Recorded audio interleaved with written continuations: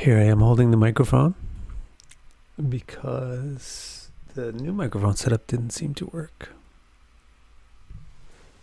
So, this is one of the many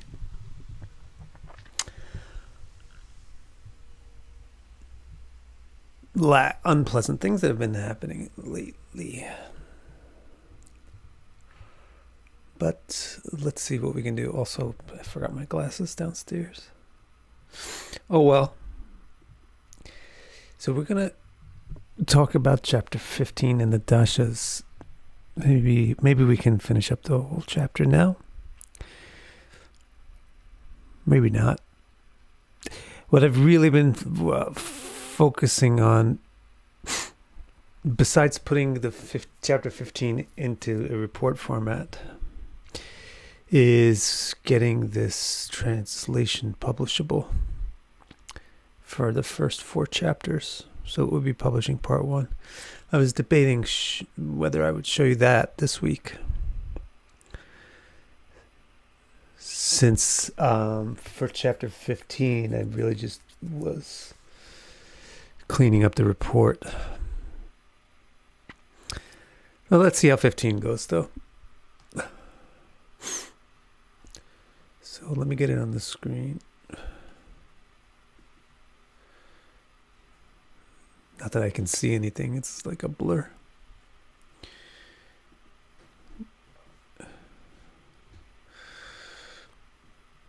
That vaguely looks like a 3. Okay. And then let's get this in here.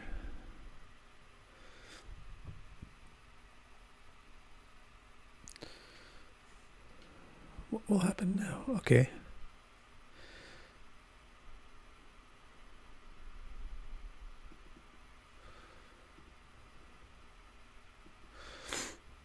Now I can tell how blind people can see, because you can basically do it just by feeling.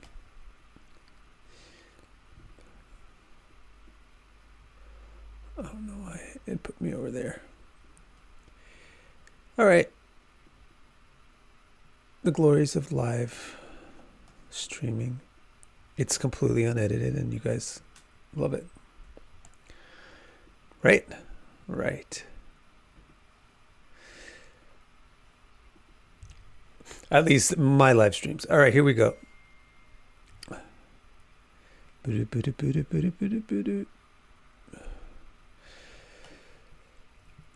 Alrighty. So what was in chapter 15? Let me just see what's here.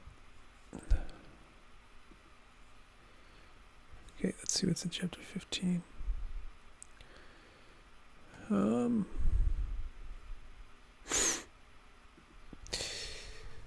So first of all, there's particular rules about houses themselves, because the idea in chapter 15 is to give you a look at a Dasha period and say something more than this one is good, this one is bad.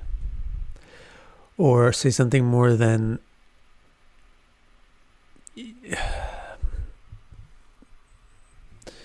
I don't know, you'll get married now or you won't get married then. To give you a look at a Dasha with some tools to it, so that you can interpret it in more detail. And if you think about it, how would you do that? Because the Dasha is focused to the planet. So you can't really break down planets within a Dasha because it's focused to a planet. So what you can do, though, is break it down to houses. So what chapter 15 has in mind, what the goal of chapter 15 is to give us a tool to be able to see how positive or negative our houses are in various Dasha periods. I'll show you what this looks like. Although, just when I show you this, don't start thinking, oh, what kind of interpretations will you make from this? Because the rule set is not finished. I haven't finished putting in the rules, all the rules. There's a certain number of the rules in there, so the actual output can change. So it's not very intelligent or advisable to make decisions based on partial information. So you should, hold off on that, but just to show you what the chapter is aiming towards. Let's take a look. Now I need to get one of these going. People say I'm boring. People say I'm smart but boring. And sure, I would be bored too if I was watching me.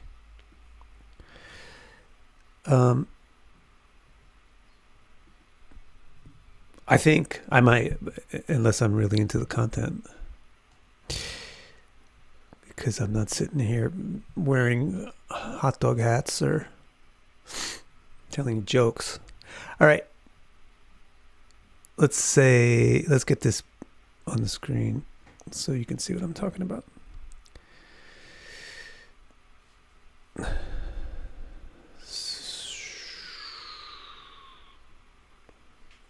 So many options. All right. There you go. So that is like the way that we're used to seeing Dashas. Maybe not, but that's the way that it is in my mind. Again, this isn't actual data. This may change the actual data, but just pretend. Don't try to make it a real person and a real thing. But we're used to seeing this information, and we would consider this a good reading. Like somebody would say, "Oh, your Mars Dasha is your worst Dasha," and that's followed by your Jupiter Dasha, Rahu Dasha, which is also really rough. And then you got your Jupiter Dasha is a significant improvement, right? But I hope you can live long enough to get to your Ketu Dasha, because that's where it's all at. You could get the beginning of your life was really good, and then it got rough. That you can get that kind of thing from information like what you see on the screen right now, which is quite useful, especially if it's accurate. And the way that this is derived, this particular report, the way this is derived is from processing all the rules from chapter 15. It's summarizing them per planet. But the actual focus of chapter 15 isn't really to do that. That's just one of the benefits, side effects that you get. The actual intention of chapter 15 is to break it down by houses.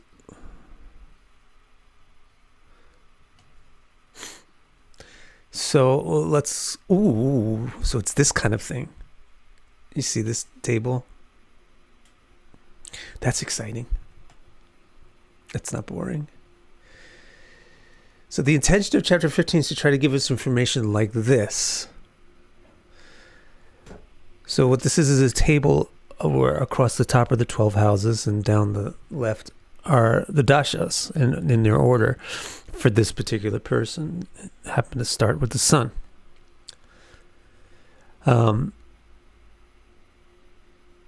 So what you can see, obviously the dates, whatever, but what you can see is there's certain standouts, like the third house during Rahu Dasha is particularly bad.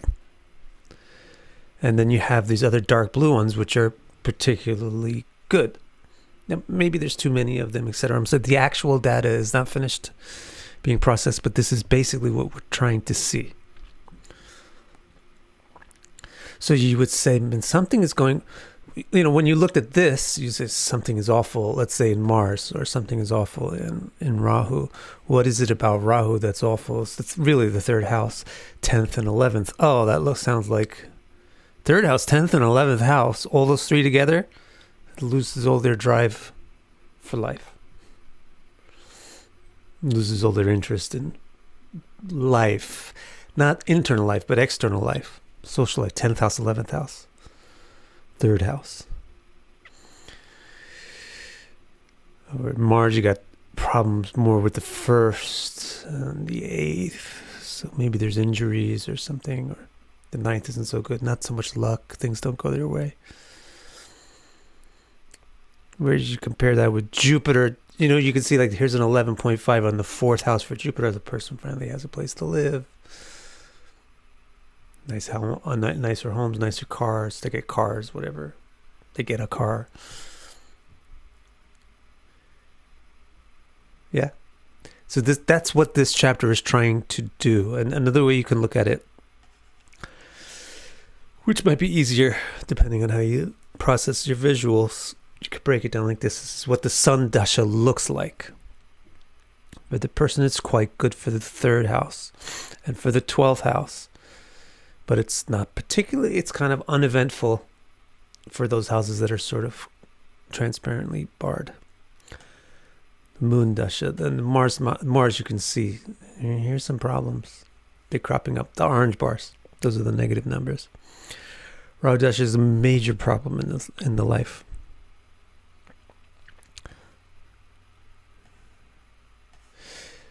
There's some interesting rules that I have yet to process. I think I mentioned this before about the effective benefics on Dashas, which might turn this Jupiter Dasha 12th house around or not. I'm not sure.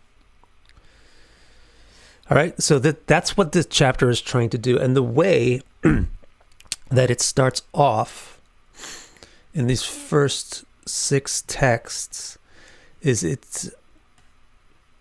you see, you can break it down for Antardashas also, which is more interesting, right?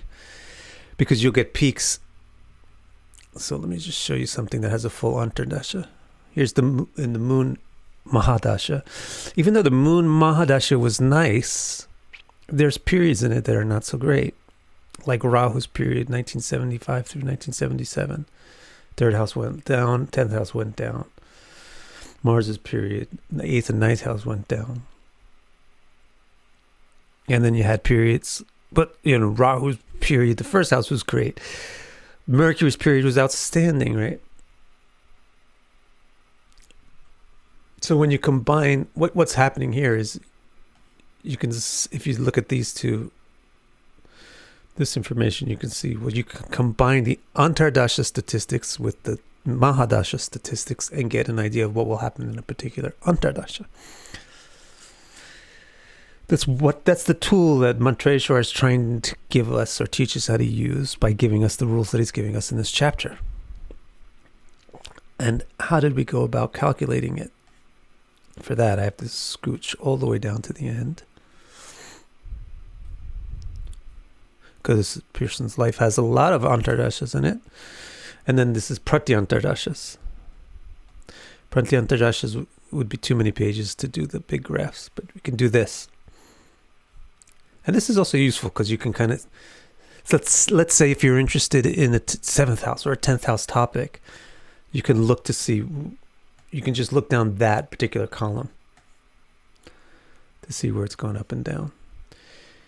But let's get down to the rules. Here's the disclosure of calculations. All right. So the way that he makes this information available is first in 6 texts teaching us how to evaluate the houses themselves as the base. Because the basic condition of the chart will just be mapped into the dashas, more or less. They'll be mapped into the dashas and then modified by other rules. So the first thing to do is to just get something to map, get something to translate into a dasha schedule. So he gives 6 texts. This uses rules from Phaladipika chapter 15, text 1 through 5, and also 16 and 17, because he tacks on stuff after he gives the main thing. Texts 3, 16, and 17 describe how to arrive at a score. I think we've discussed that basically before. So what he has to do to teach us how to get this information is teach us how to score things. So what he says is, you have some score that you're going to assign for a rule, but then it might be a positive point or a negative point, whether the rule is beneficial or difficult. Now, you scale the amount of the point that you award based on how much that rule is being met. So if, for example, he says the influence of a benefic on a house is good for that house during its Dasha. Then you have to scale that point, that positive point, by how much aspect there is, and what's the condition of how good is the benefic doing. If it's an aspect that's perfect, like it's exactly 180 degrees, or it's exactly 120 from Jupiter or something like that, and Jupiter is exalted in the ninth house, then that's really not the same at all as a sort of an aspect, a trine aspect, let's say from Venus, that's debilitated in the 12th house, right? So you need some kind of rules to calculate that. So that what he says is you take the amount of the aspect and you multiply it by the dignity or bala or friendship, depending on what kind of rule you're talking about. So in other words, if it's something about that would be impacted by the planet's dignity, then you take the percentage of how dignified is the planet. If it's by bala, then how much bala does the planet have? If it's by friendship, then how friendly or how inimical. And then you reduce everything by combustion. If the planet's combust, you have to take away all the points, and depending on how combust it is. He also has another rule about Bhav Sandhi, which is the borders of signs, which I don't calculate separately because that gets involved in the way that I'm calculating the aspect or conjunction. All right. So then he has these rules, which is which is basically what is influencing the house. The most basic rule in this whole chapter, and even this is pretty advanced and whatever, and it's boring if you're not an astro geek, but the one thing that if you just are looking for your sun sign and you want to whatever, the one thing to take away is the more that the lord of a sign influences the sign, the better that sign goes. And whatever house that sign is, the better that house is. That's the simplest rule in the chapter, the most useful rule in the chapter, the most universal rule in the chapter. Then besides the lord of the house, have benefics affect a sign. So what am I talking about? Signs or houses? This is another interesting thing. In classical astrology, there's not a difference between a sign and a house. The signs are the houses. Later on, when dynamic houses like Placidius, Sripati, and those, Porphyry, when those house systems evolve, people get divorced from this concept. But in the original form of astrology, there is not a difference between a sign and a house. The houses are just a particular sign, an order that the signs are in.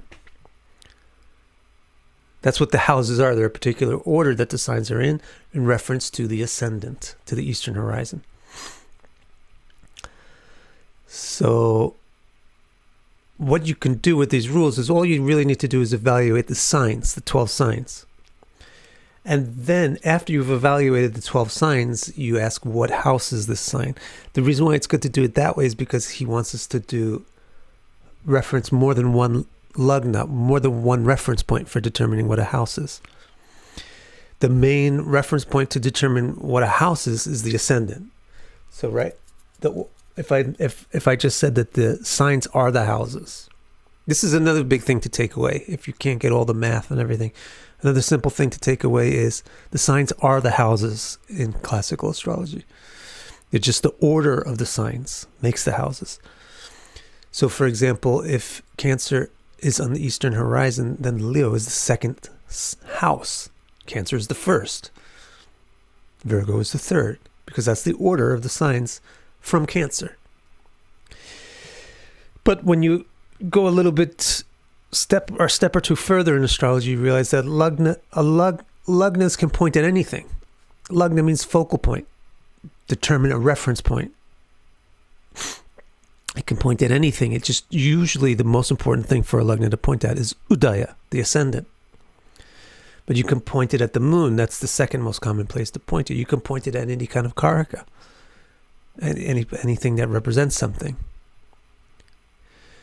And so you could count you can say things like, what's the fourth house from Jupiter? Which, if you use a dynamic system, you can't do that. How could you do that? But if you use whole sign system and like classical astrological techniques, then you're fine with that.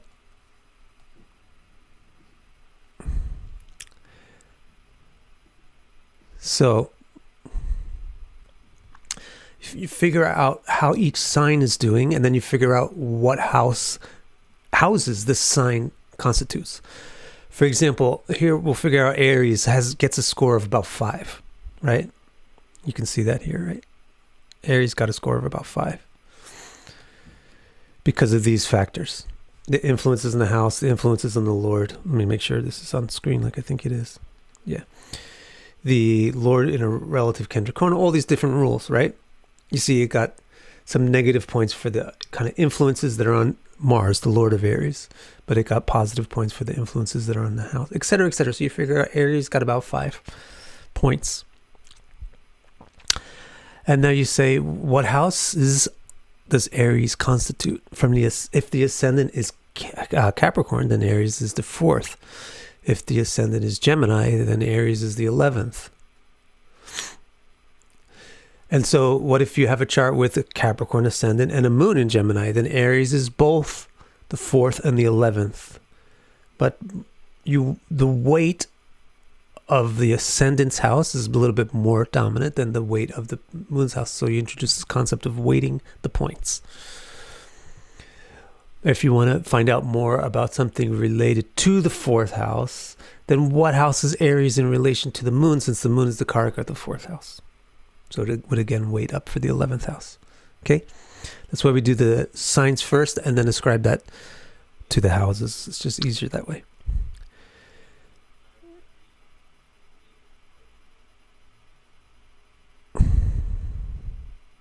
So then you look at the influences in the house. Like I said, the simplest rule is that the Lord of the house is, if the Lord of the house is affecting the house, that means by aspect or by conjunction, then it's good. But also if a benefic is affecting the house, that's good. So that's what's going on with this Aries, is Jupiter is really affecting it. And if it's affected by malefics, then it's bad. And you do the same thing for the Lord. And then there's other rules that he mentioned in those first 6 texts. Is the Lord Kendra or Kona to the sign? That means if it is an angular or trinal to the sign.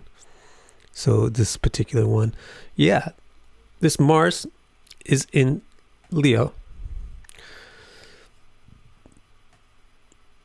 That means that it's angular. What's called trinal. That means it is trine to its sign. Mars owns Aries. If Mars is in Leo, it's in the 5th sign from Aries. So it's in its own 5th house. Let's say it's 5th to its sign. So that's good for Aries. It's also good for Scorpio because it's 10th to Scorpio. Hence, we have these basic things like, oh, Mars does pretty good in Leo. So, are there benefics in those same places? Are there malefics in certain places? Then there's rules about, these rules are from another place. Actually, these last rules here, this is one new thing I did this week. In preparing the text to publish, it turns out that in one of these chapters, it's 4, in chapter 4, while doing Shadbala, while teaching Shadbala, Phaladipika goes on to say, now you can apply this to houses. The ruler of the house gives strength to the house. And then there's these additional rules about houses. So I brought those rules into this as well. So this last batch here, sign type, animal, human, insect, gives different amount of points. Animal gives it like a half a point, which I'm weighting at as a half. The gender of the sign compared to the time of the day. So for example, this chart here is a daytime chart because you can see the sun hasn't gone below the 7th house yet. And therefore the male signs get a little stronger. In a nighttime chart, the female signs get a little stronger. Those kind of rules. The Bala of the Lord the Lord's digbala is especially important, and that makes a lot of sense because houses are all about dik. They're all about direction, Dasha. Let's put it that way. It's less vulgar. Houses are all about Dasha, which is direction. And that is what the houses are, the direction of the signs. How are the signs oriented to the east? So the placement of the Lord in terms of the Dasha, or the directions, is quite significant. So it gets counted again on top of the Bala. And whether or not the Lord is in Upachaya, and then just a tally of the aspects. Okay? So that you do that for every house, for every sign, and then you can get a value for each house, and that becomes your base value. So as you can see in these calculations, see right here, what we've done is the sun's Mahadasha for the first house. The first house has a base score of 6.98. How did we get that? Because we evaluated Capricorn and Gemini, and we're using those 2 points. We're using the Udaya Lagna and the Chandra Lagna, the Ascendant and the Moon, as reference points for houses. So the scores for those 2 signs combined, with the Ascendant being twice as important as the Moon, to give this point value for how good or bad the first house is doing. It's basically quite good. 7 is a pretty high point value. And then the sun's particular influence on the first house, however, is bad. We'll find out why in a second. It's taking away about 4 points. So 7 minus 3 is about 7 minus 4 is about 3, right? So the overall score for the first house symbolism during the sun's Mahadasha is about 3, which is kind of moderately good. Now, what you would further do is put in the Antardasha planets, as I showed you before. But let's now return to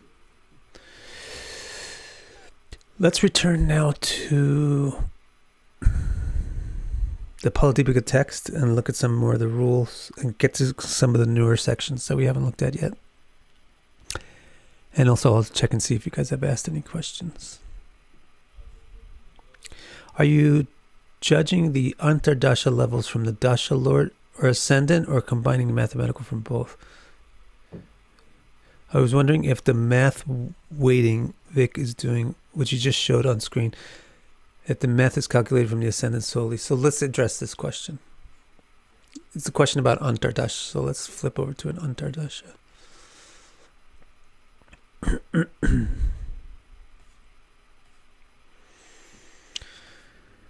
Let's do the Sun Saturn Antardasha, because we might as well. So it's the same deal as just the Sun Dasha, right? The first house, the base point was, the basis for the first house was that it's got about 7 points of positivity. And then the Sun Dasha is taking away about 4. Then the Saturn Antardasha within it is adding about 2. So the Saturn Antardasha of the Sun Dasha is pretty positive for the first house, 5 points. Positive. Okay. If the question is, how do you weight the various ascendants? Let me check and see if I explained that. I think I do.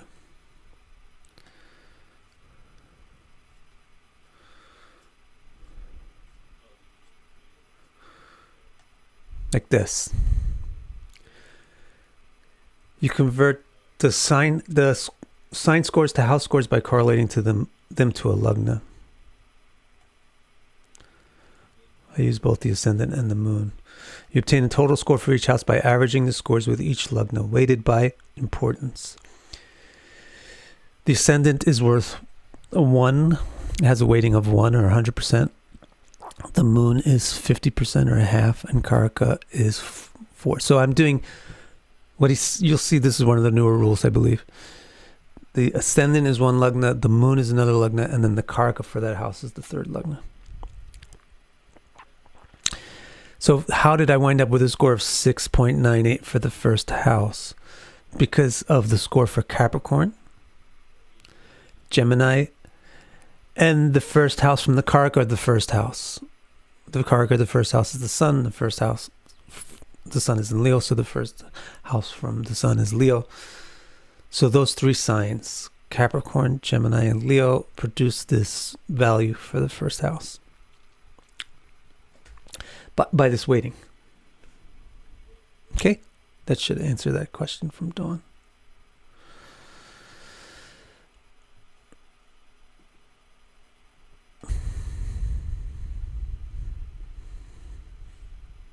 Now, let's take a look at some of the rest of the rules.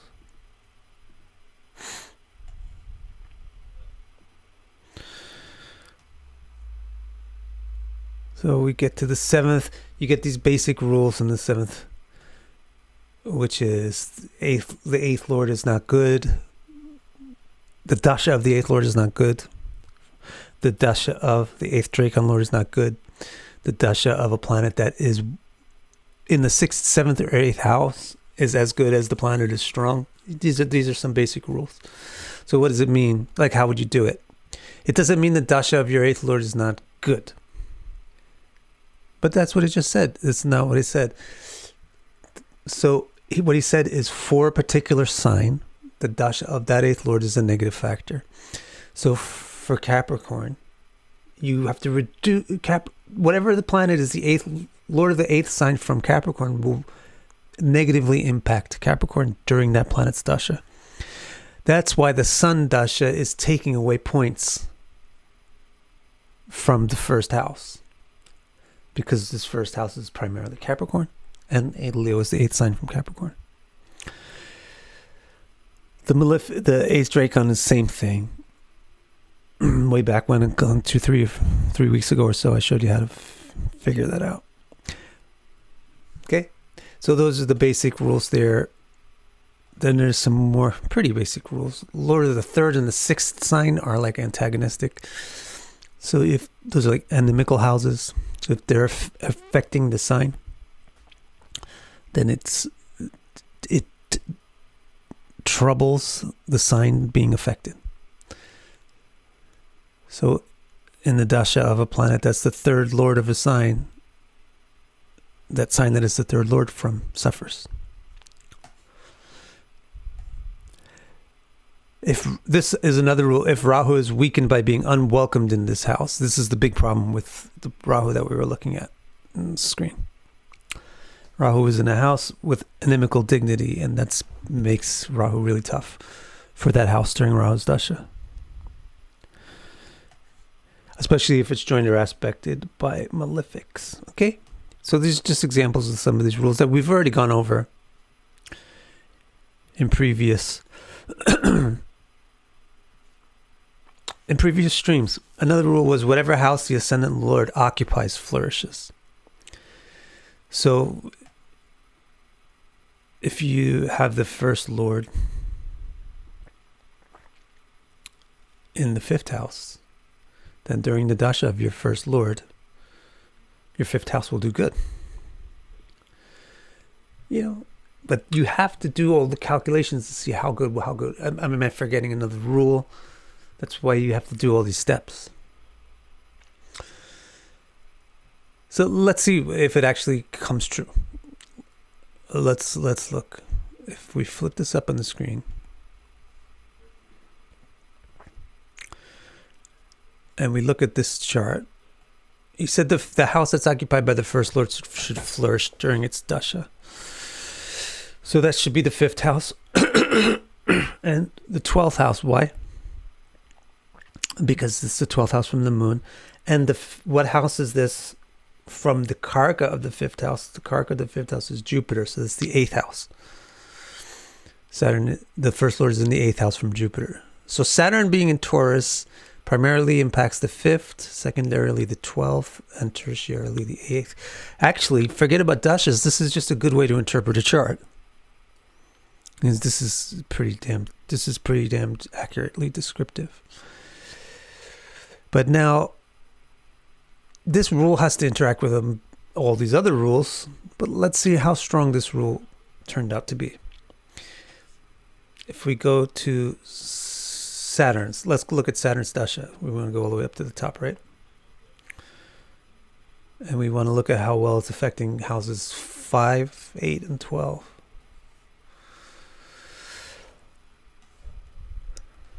Saturn Mahadasha 5, bam. So it really hit. It did come through for 5, not so much for 8 or 12, but that's because the weighting is much less on the rule. And somehow or another, Saturn is benefiting the 9th.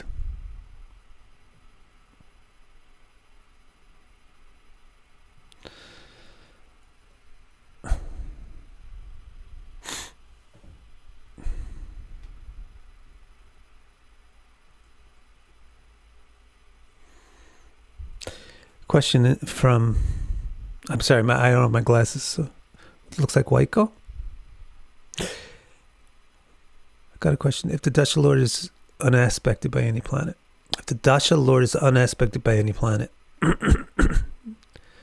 does it give the pure and full results of its quality? I would just say, you have your plate full already. You should listen. You have to choose who you're going to listen to. And then you should listen to that source. So if you're going to learn Dasha rules from Phaladipika, then you should do that. So I don't think in Phaladipika you've come up with this. So you probably heard it someplace else, and now you're asking here. Which also is not a good idea. You should always ask the person or the source that gave you the information of what the information they gave you means. And then if you find out that they can't answer you, then that tells you a little bit about the quality of that information. But there is a principle, of course, that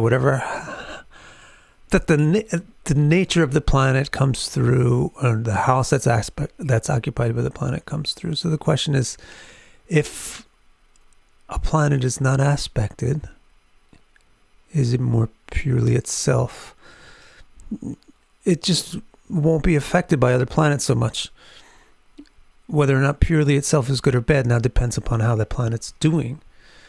So in other words, a planet that you have in debilitation, let's say, you'd be more hopeful to get some aspects on it, because maybe that can do something about the debilitation. But if you have a planet that's doing great all by itself, then you kind of hope that there's not so much aspects on it. Because then what can those aspects do to it? They could maybe make it worse. So learn the rules and then apply the rules one by one.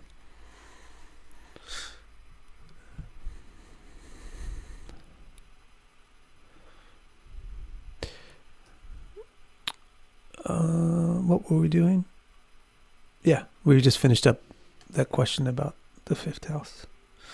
Oh, that rule. Well, let's go back now. See.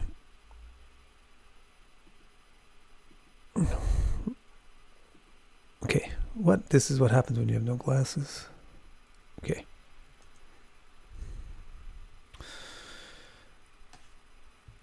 The house of the Lord who joins the Ascendant Lord also flourishes. We've seen this. Now, what's this? Benefic nature of the first Lord. The Ascendant Lord only strengthens whatever house it occupies, even if it is otherwise inauspicious.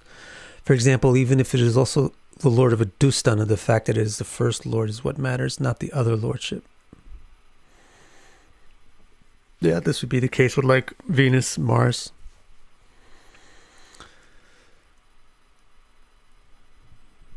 If it's the first Lord, it would also be the 6th or the 8th. It doesn't matter. The first Lord is the first Lord. Whatever else it is doesn't really matter in comparison to the fact that it's the first Lord.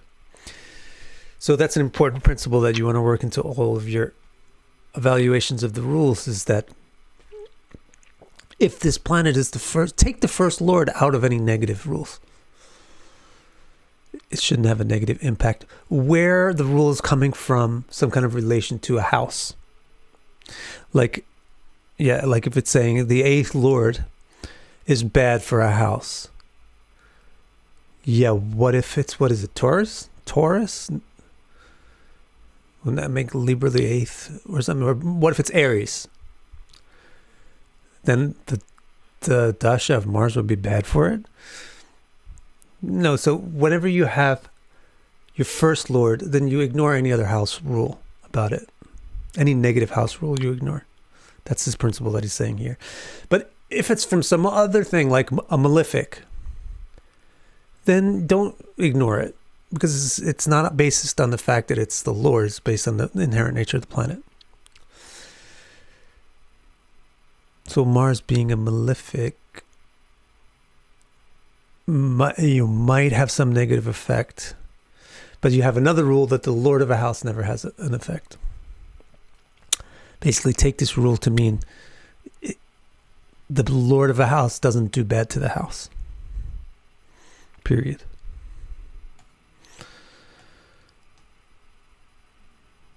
He gives an example. If Mars, the first lord, is in Leo, or Pisces is the fifth house, then the best interpretation is to say the person obtains children, especially if there's a benefic aspect.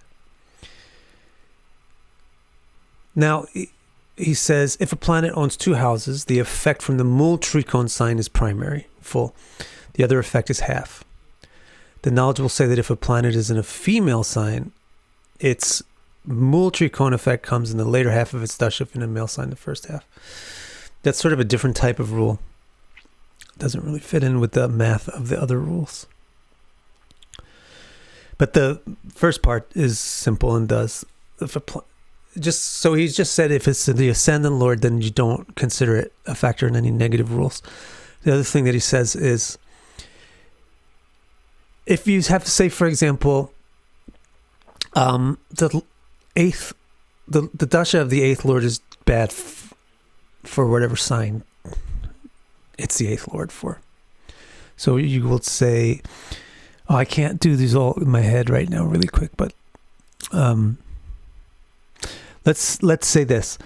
The eighth lord from Capricorn is the sun. So the dasha of the sun should be bad for Capricorn. Is Leo. Leo is the eighth sign, right? Is Leo the mul tricona? Yes. So yes, this rule takes effect. But if the answer was no, then the effect of the negativity of the eighth lord would only be half. So what if it's Aries? The eighth lord is Mars. The effect would be nothing, because it's the first lord. So this is how the rules interact with each other.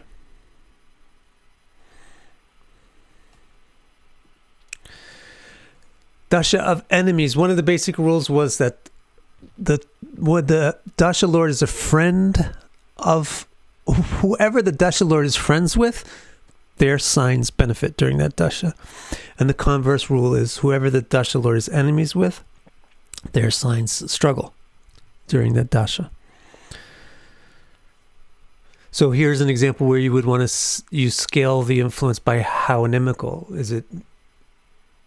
Because there's two grades of inimical and two grades of friendly. Capiche? Now, let's see what he says. He says he has two things about Sandhi. Even if a planet is domicile exalted in friendly signs and with all the most important sources of strength, its dasha won't really have much effect. If it's in the border of a sign, consider this before talking about other things. If a planet is at the house cusp, it gives the full result from that house. If it is at the house border, it gives no results at all. If it is in between the two, figure it out by ratio. So that doesn't really need to be a separate rule, because I feel it doesn't really need to be a separate rule because I feel it's being included in the way that we are scaling things by the amount of conjunction and aspect. You might say, no, it should be a separate rule. Even if a planet is conjoining something else. If it's at the Sandhi, the border of the sign, then the effect becomes reduced. You could play with that variable and see if it improves the accuracy. I think it is barking up the wrong tree, because I've seen these charts where the key point like my chart, the key point is 28. It's pretty close to a cusp. And Jupiter is at 28 and Mercury is at 28. So it's not that the things lose their potency by being on the borders, but it's by being what he specified in the second text was it's really by being out of alignment with cusp, by being out of alignment, exact alignment, that the effects become reduced, positive or negative effects.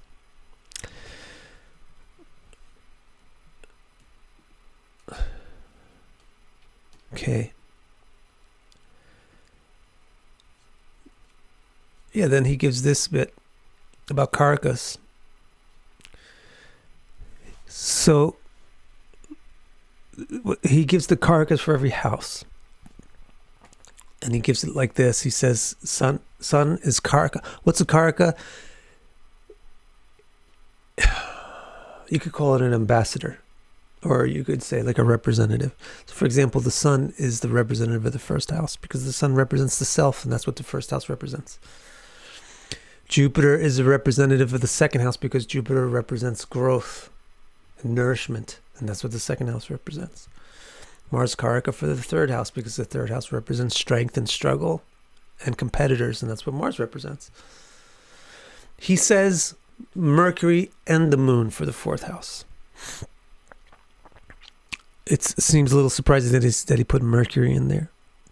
But he's also suggesting that there's overlap between mind and intellect. He even suggests that with the way he talks about the moon here in this chapter. There's overlap between, which is very reasonable to say this. There's overlap between emotion and intellect. So if you have a house or a planet that's about emotion, it has an impact on intellect. And if you have a planet or a house that's about intellect, it has an impact on emotion.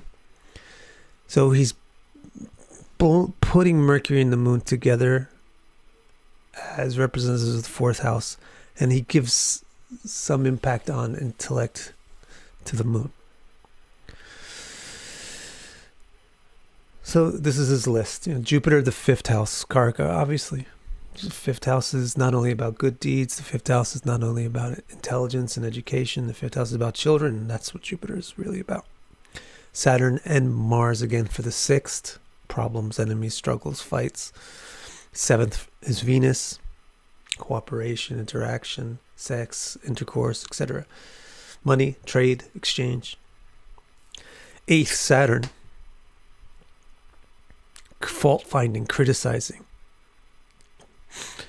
Ninth, Sun or Jupiter, because the ninth is about your morality or your laws and how you follow your laws and how you follow principles. So it's both of them together. 10th is basically everybody. Sun, Jupiter, Mercury, Saturn. And then Jupiter for the 11th and Saturn for the 12th.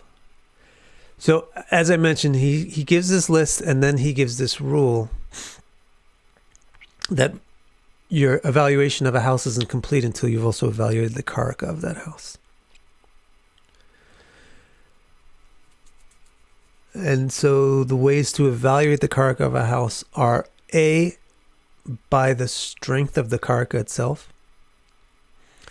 So, for example, if you have a chart where Saturn has a lot of Bala, then the houses that Saturn represents, 8, 12, 6, will be stronger, tougher.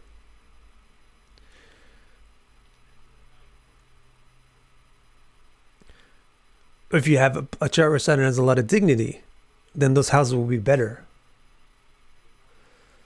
Okay? If you have a chart where Saturn has less Bala, then those houses will be less significant. That's one aspect of scoring the Caraka, and the other aspect of scoring it is to take that Caraka as Lagna and then count that many houses from it, which is really interesting. So this is how you resolve. So Jupiter is the Caraka for the 11th house versus Jupiter is the Caraka for the 5th house versus Jupiter is the Caraka for the 9th. When you're thinking about, let's say you have Jupiter in Libra. So when you're thinking about Jupiter as the Caraka from the 11th house, you would be thinking about the 11th sign from Libra, which is 2 before Libra. So it's Leo.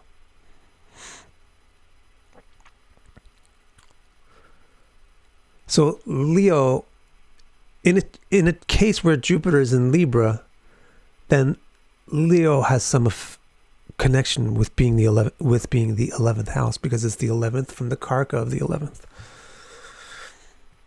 It's a minor impact, but it's an impact that should be counted. It's about half as important as the moon's houses. Versus the Jupiter is also the Caraka for the 9th house. But when you're considering Jupiter from the 9th house, you take the 9th sign from Libra, which is one of those other air signs, right? So it would have to be Gemini.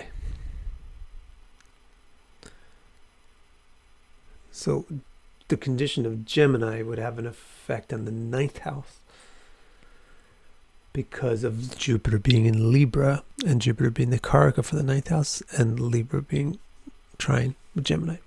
Whereas if you're thinking about Jupiter as the 5th Caraka and it's in Libra, then the conditions of Aquarius, because Aquarius is the 5th sign from Jupiter. Alrighty. Any questions?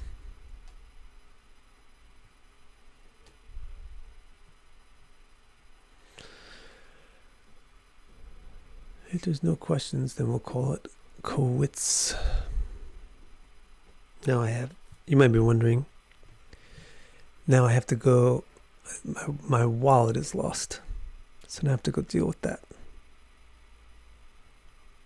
Which is kind of a classic thing that I should probably do horary for. Alright, so there's no questions.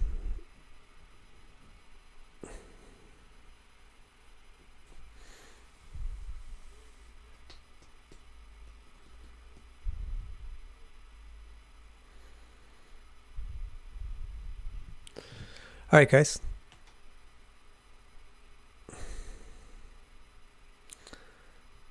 I shall then see you in a couple of days. Thanks very much for joining me. Sorry for being annoyed by the loss of my wallet.